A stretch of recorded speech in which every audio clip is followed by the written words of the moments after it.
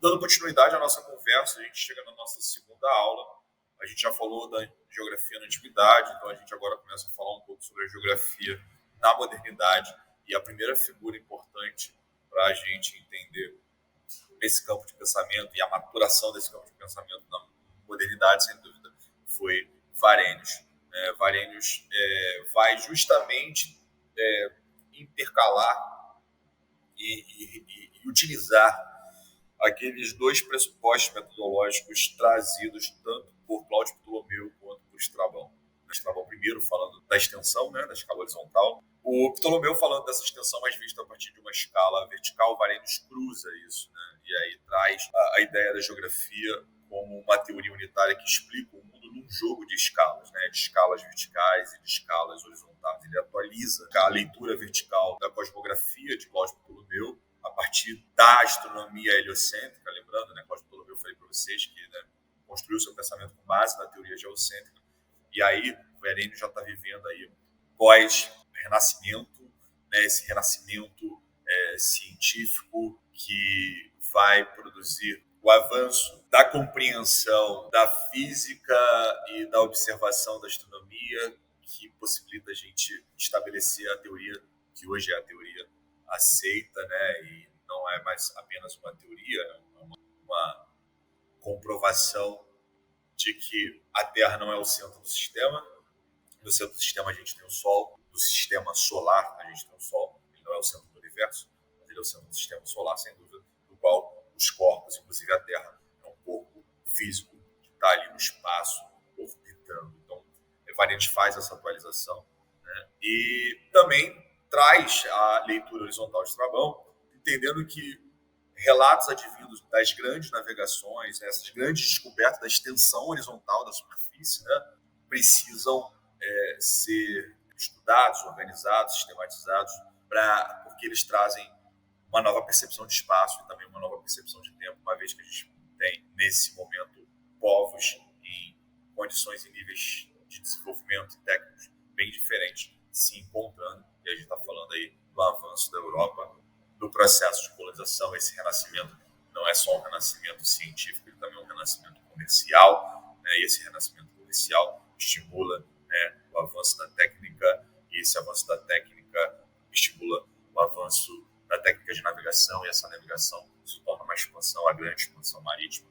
E aí é desse momento que a gente está falando, a gente está vivendo isso, está vendo isso, né? E aí a gente já tem, por exemplo, produções cartográficas muito mais completas e complexas desenvolvidas do que aquelas produções que a gente viu até então, né? Porque quando Varenius está desenvolvendo lá suas obras, né, seu estudo, né, das áreas, esse estudo corográfico, né, que é característico da geografia, Varenius já está se debruçando sobre a projeção, né, de Mercator, né, a carta mundo produzida por Mercator, né, Gerard Mercator, que foi cartógrafo importante. Bom, aí, organizando, sistematizando metodologicamente a geografia, aparece Foster, né, ali no século XVIII.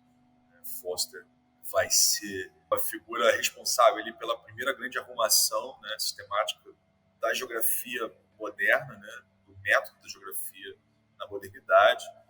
Foster considerava a geografia do ponto de vista prático, então ele desenvolve um método preciso e cuidadoso de comparação dessas áreas, um contato direto com a variedade de natureza, um trabalho do geógrafo que está diante do terreno, que é um viajante, que organiza as informações dos lugares e organiza isso, estabelecendo conjuntos dos recortes das paisagens. Eu queria destacar que tanto Varenius quanto Foster são pessoas que nasceram, né, cresceram, viveram ali na região da Europa que hoje é a Alemanha, né? Então, eles circularam ali por uma região próxima aos Países Baixos, né, no caso de Varenius, né, e Foster, né, surgiu ali, que, né, era um naturalista alemão, né, nascido, na verdade, no território da antiga Prússia. Uma outra figura a se destacar, uma grande figura a se destacar, sem dúvida, a influência de Kant na filosofia do direito, na geografia é, sem dúvida, de grande relevo. Se for já está organizando, né, o método da observação e dos recortes das paisagens, a preocupação de Kant é desenvolver toda uma construção teórica abstrata da geografia, da história, enquanto áreas de conhecimento conceituais, mas áreas de conhecimento conceituais que partem de uma abordagem sensível. Para Kant, o espaço e o tempo são dimensões sensíveis possíveis de serem compreendidas por percepções externas, na relação direta com o mundo exterior. E o espaço é uma categoria, portanto, sensível, Kant. E é Kant que traz, né, sem dúvida, maior relevo para a noção de espaço. Até então, a gente falou de superfície terrestre, a gente falou de áreas, né, a gente falou de classificação de áreas, mas a noção de espaço e das percepções espaciais como uma forma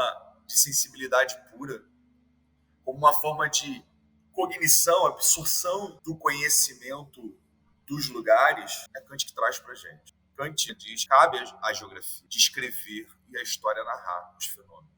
A história cabe à sucessão dos fatos ao longo do tempo e a geografia, a ordem e a distribuição das coisas na extensão. E aí, mais uma vez, a gente destaca uma figura do reino da Prússia, daquela região, que mais tarde vai se tornar a Alemanha, que vai desenvolver uma escola muito importante de geografia. O pensamento de Varenius, o pensamento de Forster, o pensamento de Kant vai ser absorvido por duas outras figuras que nós vamos falar assim que a gente entrar na aula de escola alemã.